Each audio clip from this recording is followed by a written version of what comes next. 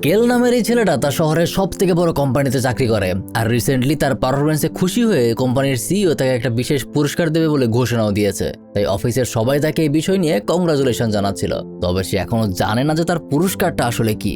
আর তার কিছুদিন পর হঠাৎ কোম্পানির পক্ষ থেকে তাকে একটা হেলিকপ্টারে করে একটা বিশেষ আইল্যান্ডে নিয়ে যাওয়া হয়। তাদের শহরের মূল ভূমি থেকে এটা অনেকটা দূরে, সমুদ্রের মাঝখানে আইল্যান্ডে কোনো সাধারণ মানুষও যাতায়াত করে না। সেখানেই বড় বড় পাহাড় ঘেরা এলাকায় কেলকে সেই হেলিকপ্টার নামিয়ে দেয় আর বলা হয় এখান থেকে সামনে এগোলে তুমি একটা নদী পাবে, তার পথ ধরে নিচের দিকে নেমে যাও, তুমি তোমার ঠিকানা পেয়ে যাবে। তাই কেল অনেকটা আতঙ্ক নিয়ে সেদিকে এগোতে থাকে। একসময় হাঁটতে হাঁটতে সে সামনে একটা ছোট্ট বাংকারের মতো কিছু একটা দেখতে পায়। সেখানে তার দরজার সামনে একটা বিশেষ ডিভাইস লাগানো ছিল, যেটা সাথে সাথেই কেলের ছবি তুলে নিয়ে তার জন্য বিশেষ একটা আনলক পাস বানিয়ে দেয়। আর তার সাথে সাথে তার সামনে থাকা দরজাটা খুলে যায়। তারপর সে যখন ভেতরে যায় তখন দেখতে পায় বাইরে থেকে একে বাংকারের মতো লাগলেও এর ভেতরে যেন সম্পূর্ণ 5 স্টার হোটেলের মতো পরিবেশ। আর এখানেই তার সাথে বেথার নামে একটা লোকের পরিচয় হয়। আসলে ইনি হলেন কেলেনের কোম্পানির প্রধান সিইও, যিনি মাত্র 13 বছর বয়সে ব্লু বুক নামের একটা সার্চ ইঞ্জিন তৈরি করেছিলেন। আর সেখান থেকে নিজের কোম্পানি আজ এত বড়, কিন্তু আজ পর্যন্ত কেউ তার চেহারা দেখেনি। এখানে কেল হলো একমাত্র ব্যক্তি যে তার এতটা কাছাকাছি এসেছে। কেল আরো খেয়াল করে যে এত বড় একটা বাড়িতে বেতার একদম একা। বেতার জানা এটা শুধু তার বাড়ি না, এটা একটা রিসার্চ সেন্টার। সে গত বিশাল একটা সময় ধরে একটা বিশেষ বস্তুর উপর রিসার্চ করছে, আর সে তার এই রিসার্চ সিক্রেট রাখার জন্যই বছরের পর বছর এইভাবে গোপনে আছে। সেখানে বেতার কেলকে তার বাড়িটা ঘুরিয়ে দেখায় আর অবশেষে তার রুম তাকে বুঝিয়ে দেয়। তবে বেতারের কথাবার্তা কিছুটা অস্বাভাবিক, এমনকি সে তাকে একটা এগ্রিমেন্ট সাইন করার জন্য এগিয়ে দেয়। যে এগ্রিমেন্টে লেখা আছে কেল কখনোই এই জায়গা অথবা তার রিসার্চ সম্পর্কিত কোনো তথ্য বাইরের কারোর সাথে শেয়ার করতে পারবে না। যার কারণে শুরুর দিকে কেল এই বিষয়টা নিয়ে কিছুটা দোটানায় পড়ে যায়, যা দেখে বেতার তাকে পরিষ্কার জানিয়ে দেয় যে চিন্তার বিষয় নেই, তুমি না চাইলে আমি তোমাকে জোর করব না, কিন্তু আমার এই সিক্রেট প্রজেক্ট আজ থেকে 1 বছর পর যখন জনসম্মুখে আসবে তখন তুমি আফসোস করবে। যদি এই প্রজেক্টের সাথে থাকতে পারতাম তাহলে ভালোই হতো। তাই নিজের কৌতূহল মেটানোর জন্য সে এগ্রিমেন্টে সাইন করে দেয়। কিন্তু সামনে সে এমন কিছু বিষয়ের সাক্ষী হতে চলেছে যেগুলো সে কখনো কল্পনাও করতে পারেনি। 2015 সালে মুক্তিপ্রাপ্ত এই সিনেমাটার নাম হলো এক্স মেশিনা, যা সম্পূর্ণ গল্পটাই আমি এক্সপ্লেন করতে যাচ্ছি। এতক্ষণ ইন্ট্রো দিলাম, তাহলে চলুন গল্পটা সামনে এগিয়ে নিয়ে যাওয়া যাক। এগ্রিমেন্টের পর কেল তার পুরোটা বাড়ি ঘুরে দেখছিল। এক জায়গায় সে কিছু বিশেষ চেম্বার দেখতে পায় যেগুলো সম্পূর্ণ গ্লাসের তৈরি। আর তখনই তার সামনে এসে দাঁড়ায় একটা রোবট। তাকে দেখতে সম্পূর্ণ মানুষের মতো মনে হচ্ছে, এমনকি এই রোবটের চাল চলন কথাবার্তা সবকিছুই একটা প্রাপ্ত বয়স্ক মেয়ের মতো, যা দেখে কেল অনেক বেশি অবাক হয়। সেখানে রোবট নিজের পরিচয় দেয়, তার নাম হলো ইভা। সে আরো বলে এর আগে নাকি কখনোই সে বেথার বাদে অন্য কোনো মানুষকে স্বচক্ষে দেখেনি, তাই আজ তাকে দেখতে পেরে সে খুবই খুশি। তারপর কেল সোজা বেথারের সাথে গিয়ে দেখা করে আর তার কাছে ইভাকে নিয়ে জিজ্ঞাসাবাদ করে। যেখানে কেল সে রোবটের খুবই প্রশংসা করছিল, কারণ রোবটটা একদম মানুষের মতো কথা বলে আর তার এক্সপ্রেশন চলাফেরা সবকিছুই মানুষের মতো, যা শুনে বেতার খুব খুশি হয়। আর এখানেই আমরা তার আসল রিসার্চ সম্পর্কে জানতে পারি। গত বিশাল একটা সময় যাবৎ সে আর্টিফিশিয়াল ইন্টেলিজেন্স নিয়ে রিসার্চ করছিল, আর সেই কৃত্রিম বুদ্ধিমত্তাকে কাজে লাগিয়েই সে এই রোবটগুলির মধ্যে চিন্তা ভাবনার প্রবেশ করাতে চায়। যেখানে ইভা হলো তার আজ পর্যন্ত সব থেকে সফল রোবট। আর এখানে কেলের প্রধান কাজ হবে ইভাকে আরো পারফেক্ট একজন মানুষে রূপান্তরিত করা, আর তার মধ্যে কোন বিষয়ে পরিবর্তন আনা জরুরি সেগুলো নোট করা আর সেগুলোর খোঁজ রাখা। মোট কথায় এই রোবটটাকে তার আরো ইমপ্রুভ করতে হবে। কিন্তু আজকের এই ঘটনায় সে রাতে সে ঘুমাতেই পারেনি। সে শুধু ইভাকে নিয়েই চিন্তা করছে, কারণ একটা রোবট এতটা পারফেক্ট কিভাবে হতে পারে। তার পরদিন তখন কেল তার বিছানায় ঘুমাচ্ছিল, তখন হঠাৎ অন্য একটা মেয়ে তার ঘরে ঢুকে পড়ে আর তার জন্য কফি রেখে চুপচাপ চলে যায়। যা দেখে কেল মনে করে হয়তোবা এই মেয়েটা তার বাড়িতে কাজ করে। তাছাড়াও সময় যত পার হতে থাকে ইভার সাথে কেলের ধীরে ধীরে বন্ধুত্ব হয়ে যায়। ইভা নিজ হাতে একটা ড্রয়িং তৈরি করেছে, সেটা সে কেলকে দেখায়, কিন্তু সেই ড্রয়িং এর কোনো অর্থ বোঝা যাচ্ছিল না। কথাবার্তায় একসময় ইভা কেলের কাছে তার পার্সোনাল লাইফ সম্পর্কে জিজ্ঞাসা করতে শুরু করে। কেল জানায় সে যখন ছোট ছিল তখন এক গাড়ি দুর্ঘটনায় তার বাবা মা মারা গিয়েছিল, আর সেখান থেকেই সে একটা এতিমখানায় বড় হয়েছে। যা শুনে ইভা তাকে সমবেদনা দেয়। পাশাপাশি সে আরো জিজ্ঞাসা করে যে সে বিবাহিত কিনা, অথবা তার গার্লফ্রেন্ড আছে কিনা। যা শুনে কেল সাথে সাথে নিষেধ করে দেয়, যেন মনে হচ্ছিল সে কোনো বাস্তব মানুষের সাথে কথা বলছে। কথায় কথায় ইভা তাকে আরো জিজ্ঞেস করে, তুমি কি বেথারকে নিজের বন্ধু মনে করো? সে জানায়, বন্ধু বলে ভুল হবে, তার সাথে আমার পরিচিত মাত্র কয়েকদিনের, সে আমার কোম্পানির সিইও। সেদিক থেকে আমি তাকে রেসপেক্ট করি, জাস্ট এতটুকুই, বন্ধু না। তবে এই বলার সাথে সাথেই হঠাৎ করে সম্পূর্ণ বাড়ির বিদ্যুৎ চলে যায়। ভেতরে একটা ইমার্জেন্সি লাইট ছাড়া আর কোনো কিছুই চলছিল না।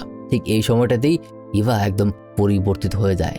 সে কেলকে খুব জোরে সুরে সম্বোধন করতে শুরু করে যে বেথার মোটেও কোনো ভালো মানুষ নয়, সে নিজের স্বার্থে সবকিছু করতে পারে, তাই তার থেকে দূরে থাকো আর যত তাড়াতাড়ি পারো এখান থেকে পালিয়ে যাও। কিন্তু এটা বলতে বলতেই আবারও ওখানকার বৈদ্যুতিক কানেকশন ফিরে আসে, আর বিদ্যুৎ ফিরে আসার সাথে সাথেই ইভা যেন আবার আগের মতো হয়ে যায়। অর্থাৎ ইভা জানে তাদের প্রতিটা মুহূর্তে দুজনের উপর নজর রাখা হচ্ছে, আর স্বাভাবিক এই পরিস্থিতিতে সে কখনো এই কথাগুলো তাকে বলতে পারতো না।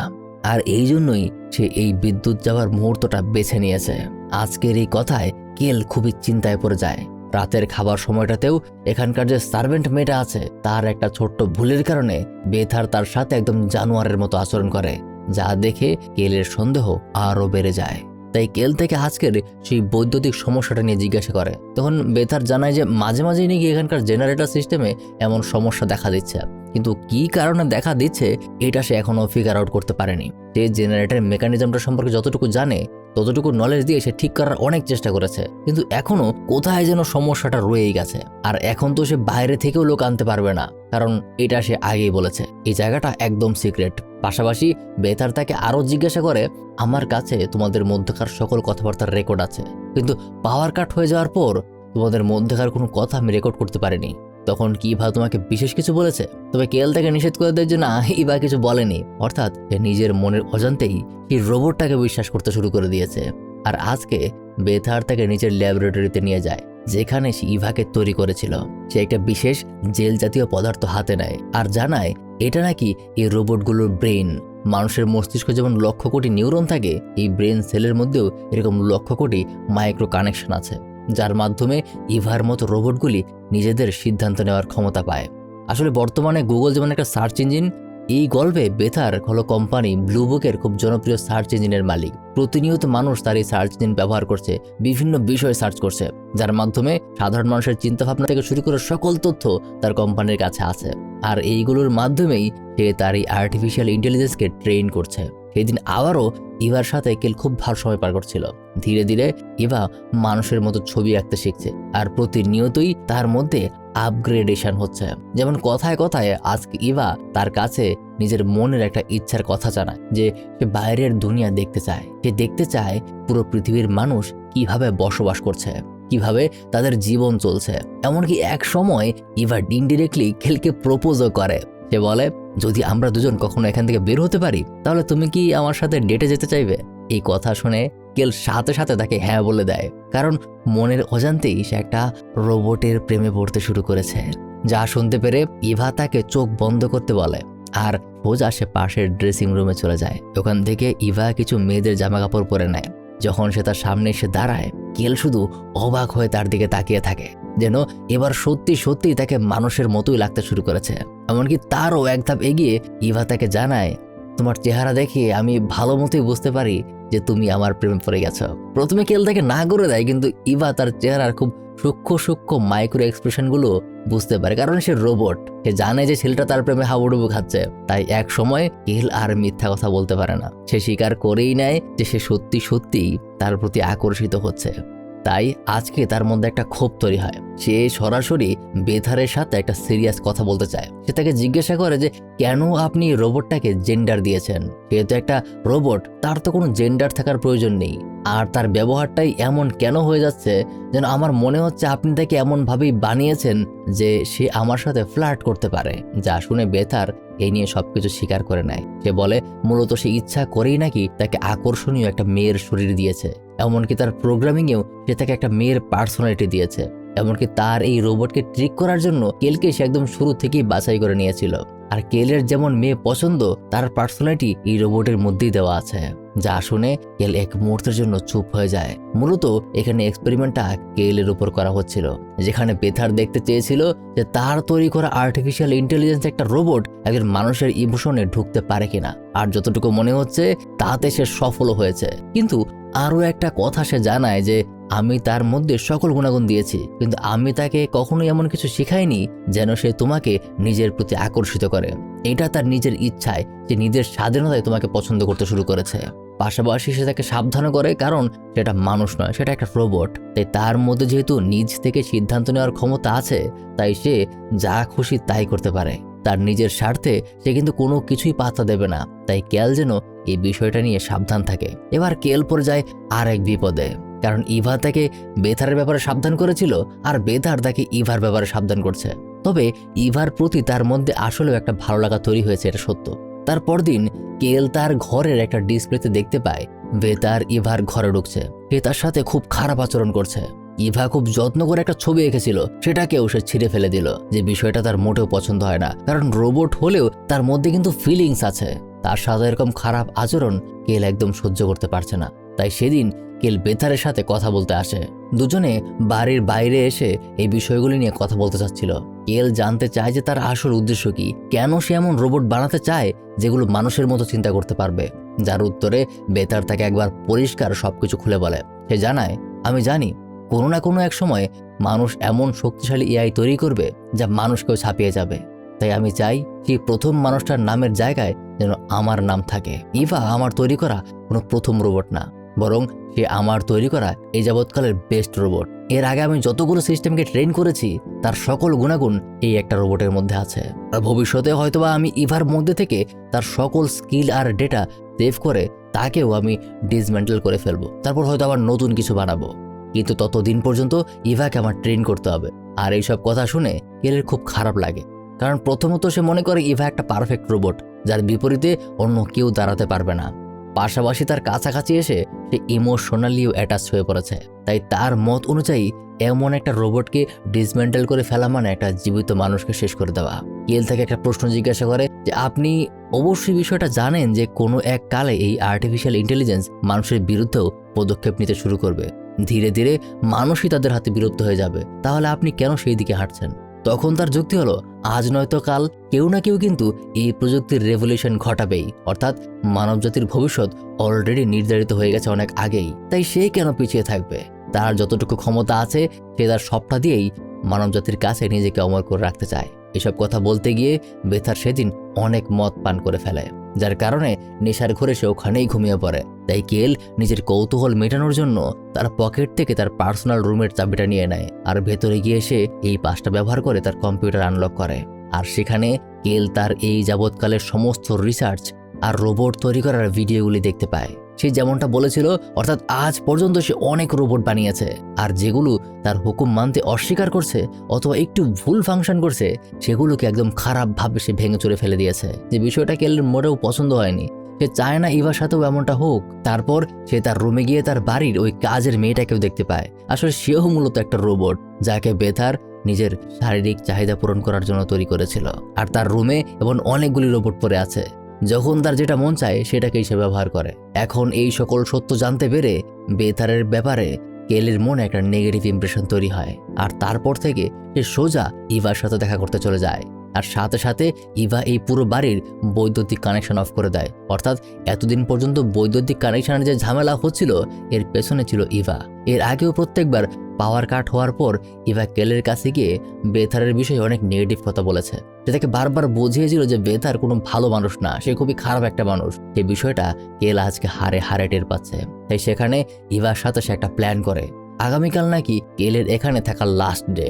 ইভাকে একটা লোকেশন জানিয়ে দেয় যে এই আইল্যান্ডে একটা নির্দিষ্ট লোকেশনে একটা হেলিকপ্টার আসবে। তাই আগামীকাল সময় মতো সে বেতারকে ড্রিঙ্ক করিয়ে ঘুম পাড়িয়ে রাখবে। আর সেই সুযোগে ইভা আর সে এখান থেকে পালিয়ে যাবে। কথা মতো পরদিন চলে আসে। কেল তার প্ল্যানিং অনুযায়ী বেথারকে আজকের সেলিব্রেশনে ড্রিঙ্ক করার প্রস্তাব দেয়, কিন্তু বেথার বারবার তাকে নিষেধ করে দিচ্ছিল, কারণ সে নাকি এই ড্রিঙ্ক করার অভ্যাসটা বাদ দিতে চাইছে। তাই তার কথা ঘোরানোর জন্য বেথার তাকে জিজ্ঞাসা করে, তোমার কি মনে হয় ইভা এই টেস্টে পাশ করেছে? যা শুনে কেল অনায়াসে উত্তর দিয়ে দেয়, হ্যাঁ অবশ্যই পাশ করেছে। এমনকি সে আমার মধ্যে তার প্রতি একটা স্ট্রং ইমোশনও ঢুকিয়ে দিয়েছে, যেটা আমি বের করতে পারছি না। তাই বেথার এই বিষয়টা নিয়ে তাকে ভালো মতো বোঝায় যে ইভা জাস্ট একটা রোবট। হ্যাঁ, তার মধ্যে সিদ্ধান্ত নেওয়ার ক্ষমতা আছে, মানুষের মতোই চিন্তা করতে পারে, কিন্তু সে নিজের স্বার্থে মানুষের থেকেও খারাপ হওয়ারও ক্ষমতা রাখে। তাই তার বিষয়টাকে তুমি কখনো সত্যিকারের ভালোবাসা ভেবে নিও না, সে জাস্ট তোমার সাথে অভিনয় করছে। কিন্তু ক্যালের প্রশ্ন হলো সে কেন তার সাথে অভিনয় করবে? আর এটা শুনে আজকে বেথার এই বিষয়টা নিয়ে তার সাথে আরও কিছু রহস্যজনক কথা খুলে বলে। সত্যি বলতে আমি আগে থেকে জানতাম তার মধ্যে মানুষের মতো চিন্তা ভাবনা করার ক্ষমতা আছে। আমি এখানে তোমাকে এনেছিলাম জাস্ট এটা পরীক্ষা করতে, সে নিজেকে এই বন্দিত্ব থেকে মুক্ত করতে তোমার সাথে সম্পর্ক তৈরি করার চেষ্টা করবে কিনা এটা দেখতে।